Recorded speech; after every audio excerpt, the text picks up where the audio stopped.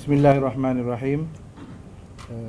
Ini adalah satu kenyataan media Ikatan Alumni Pelajar Arab Saudi dan gabungan NGO tempatan bertarikh 6 Januari 2016 bersamaan 26 Safar 1437 Hijrah.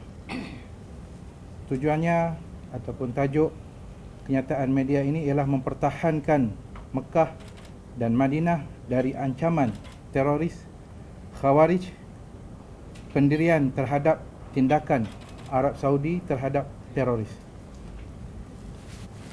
Dengan ini, Ikatan Alumni Pelajar Arab Saudi, ringkasnya IAS, bersama dengan Gabungan Pertubuhan Bukan Kerajaan Malaysia ingin menyatakan bahawa pertama, kami berdiri seiring menyokong pendirian kerajaan Malaysia yang disuarakan melalui Menteri Luar Datuk Seri Anifah Aman dalam mengutuk sekeras-kerasnya tindakan perusuh yang menyerang kedutaan dan pejabat konsul Arab Saudi masing-masing di Tehran dan juga Mashhad. Kami juga bersama kerajaan Malaysia dalam menggesa pihak berkuasa Iran agar mengambil segala langkah perlu untuk melindungi pejabat perwakilan asing di negara itu sejajar dengan Konvensyen Vienna mengenai hubungan diplomatik tahun 1961. Yang kedua, kami juga menyokong kerajaan Arab Saudi menjatuhkan hukuman bunuh kepada pengganas-pengganas di negara berkenaan.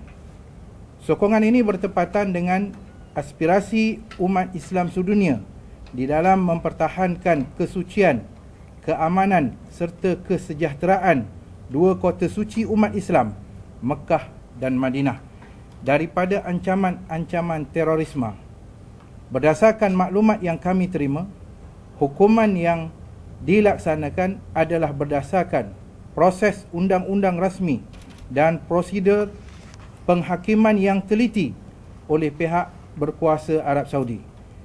Ini sama sekali menafikan dakwaan oleh sesetengah pihak bahawa ia bercanggah dengan hak-hak asasi manusia. Bahkan hukuman yang dilaksanakan bertepatan dengan panduan syarak sebagaimana yang disebut antaranya dalam surah Al-Ma'idah ayat ke-33. A'udzubillahi minasyaitonirrajim. Innama jazaa'ul ladzina yuharibuna Allah wa rasulahu wa yas'auna fil ardi fasada an yuqattalu aw yusallabu aw tuqatta'a aydihim wa arjuluhum min khilaf aw yunfaw minal ard. Dzalika lahum khizyun fid dunya wa lahum fil akhirati 'adzabun 'adzim. Yang bermaksud, sesungguhnya selayaknya pembalasan terhadap orang-orang yang memerangi Allah dan Rasulnya serta membuat kerosakan di muka bumi, mereka dibunuh atau disalib atau dipotong tangan dan kaki mereka secara silang atau dibuang dari negeri tempat kediamannya. Yang demikian itu sebagai satu penghinaan untuk mereka di dunia, dan di akhirat mereka beroleh siksaan yang amat dahsyat.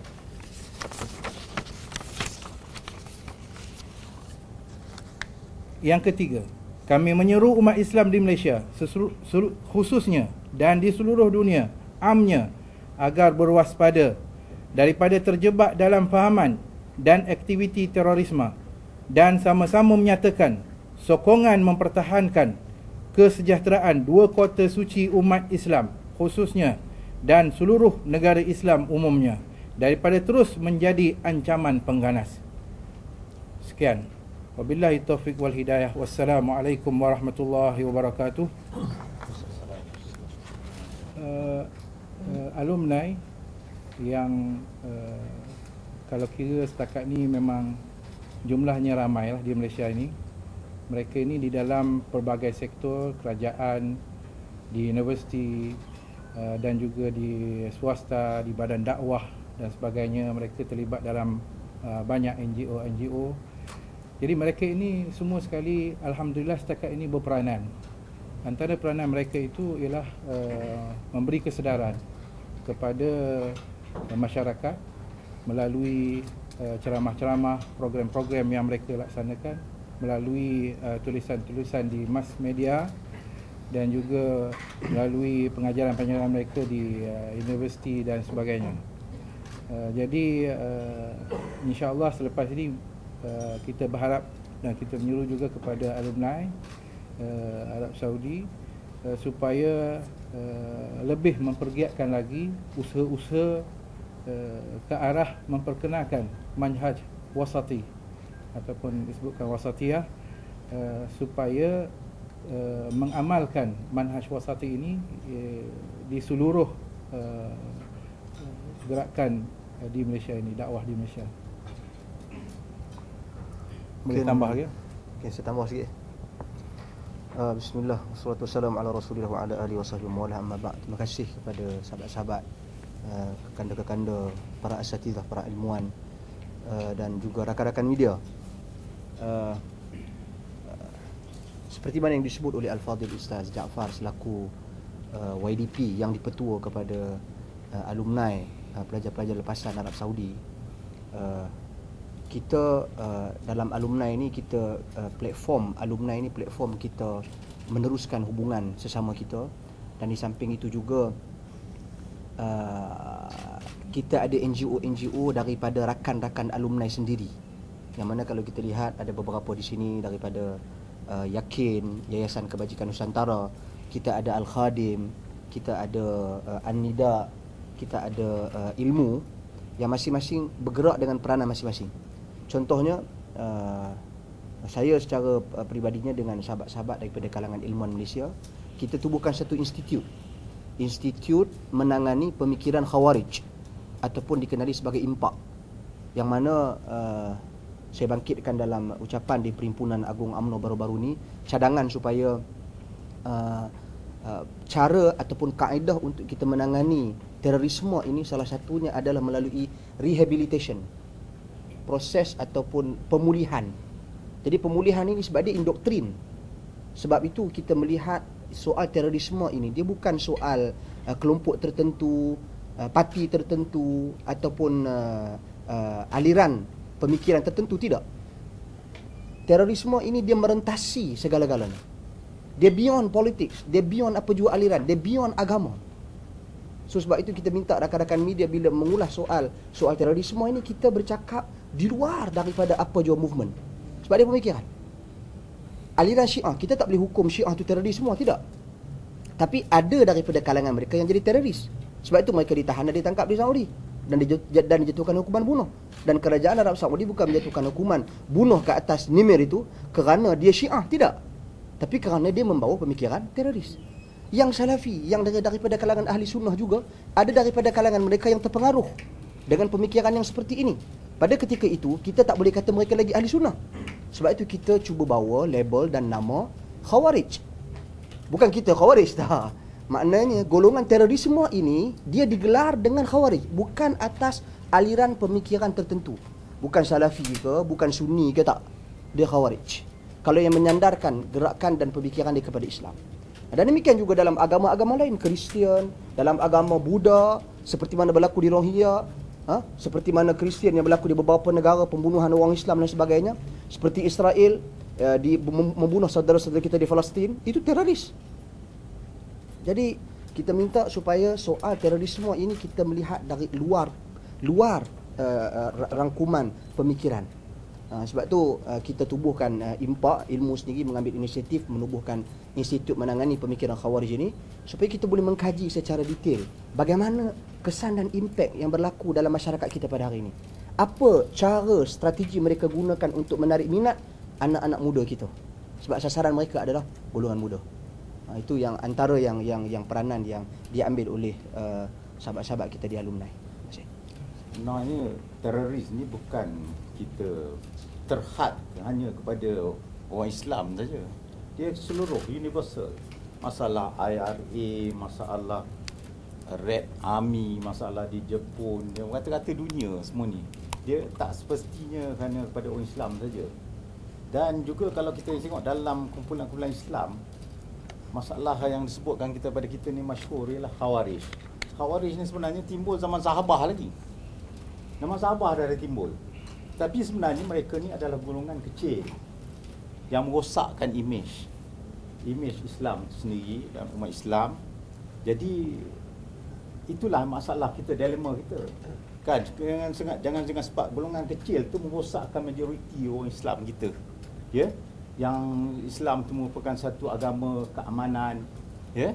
Dan sebab tu kita kena, walaupun golongan kecil tapi macam grup impak ni, insya-Allah kita alu-alukan pada Ustaz satu hari, kan, kita alu-alukan kajian pada ini.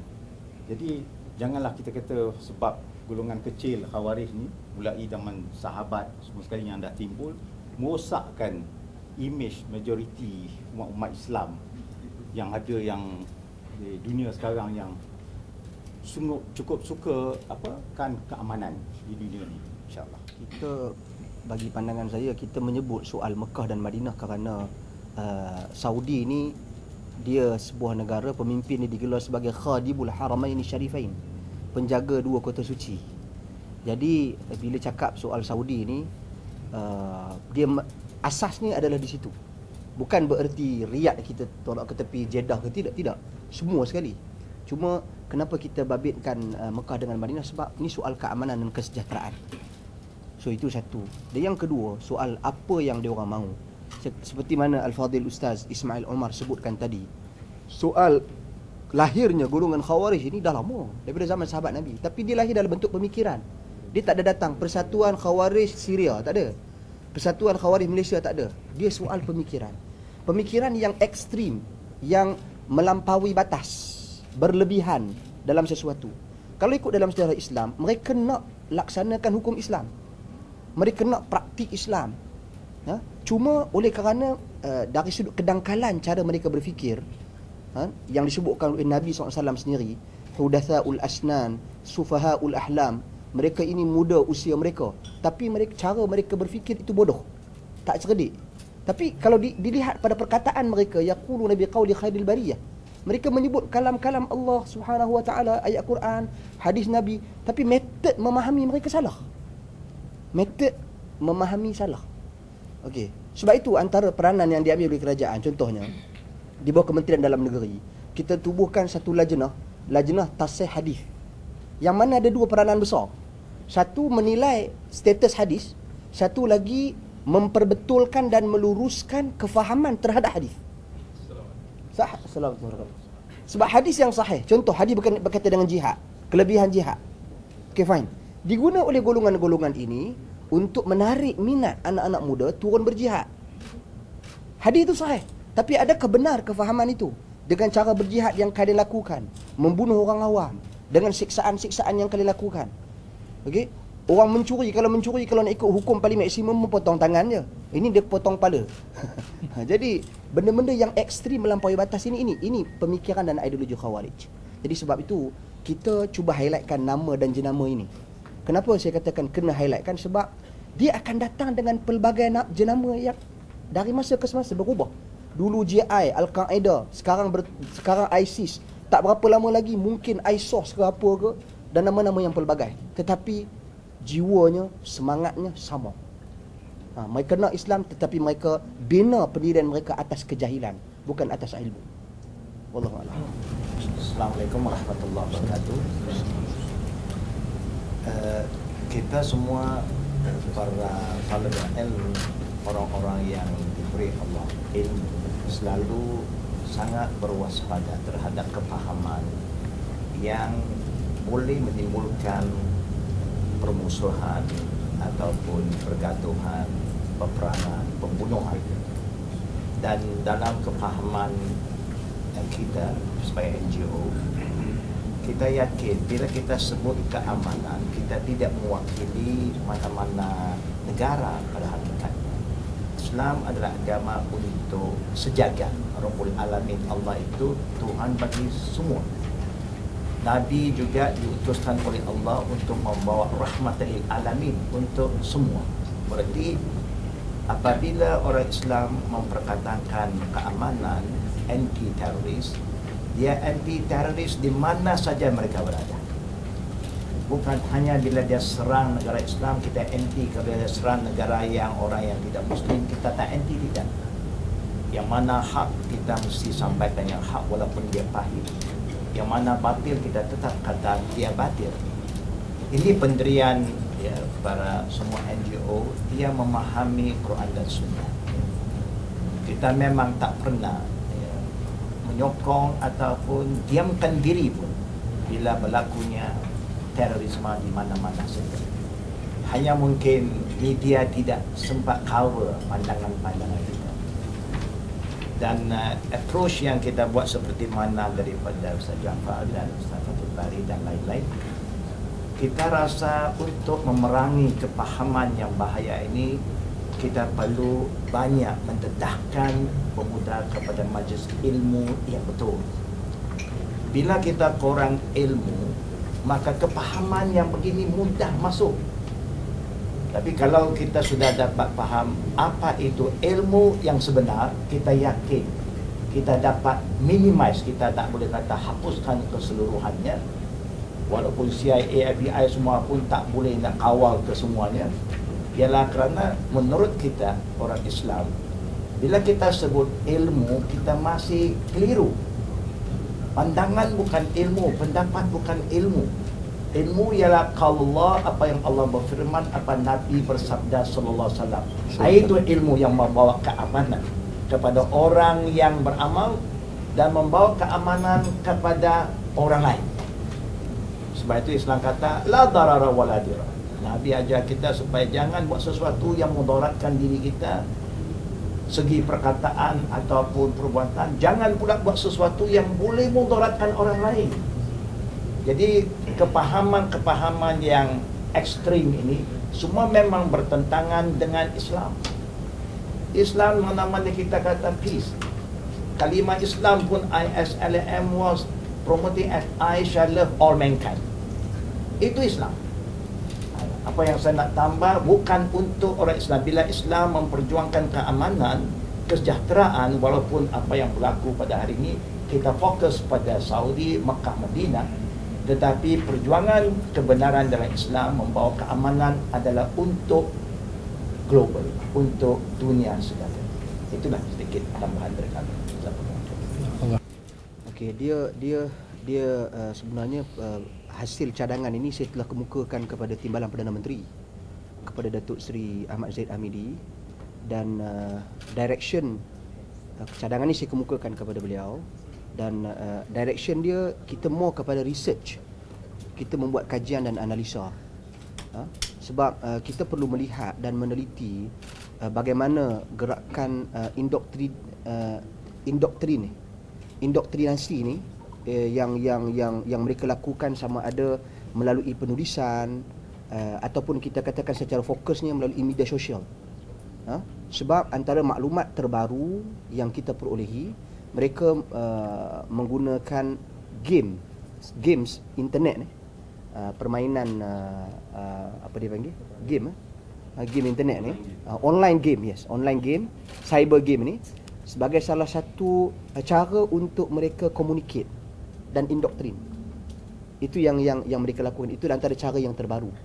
Selain daripada statement-statement, video-video keganasan yang mereka paparkan, yang mana dinamakan atas nama jihad. So kita kenal pasti ada 9 perkara kejahilan mereka yang perlu kita betulkan. Sebab tu saya rasa penubuhan institut ini, research yang bakal kita buat dengan kerjasama pihak atasan, insya-Allah mungkin mampu untuk membantu menjelaskan kepada orang awam. Kita nak kena jelaskan dua sudut.